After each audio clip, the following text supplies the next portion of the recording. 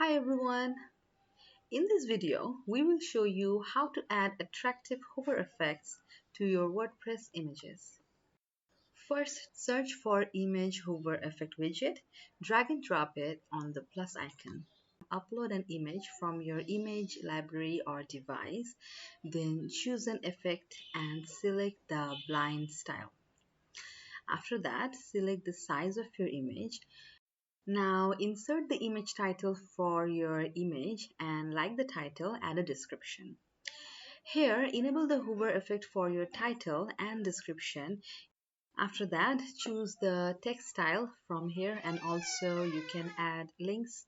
Now select entrance animation for your content from the content animation tab. Also set durations for your title and description animation. Now go to the Style tab and set text alignment, title typography, focus title typography, title color, focus title color, etc. Then go to the Description tab and select text alignment, border spacing, width, border width, description, typography, and color. Make adjustment to the Background Overlay tab by editing the background type and color. Finally, click on the Publish button and bingo! Your lucrative WordPress image is live.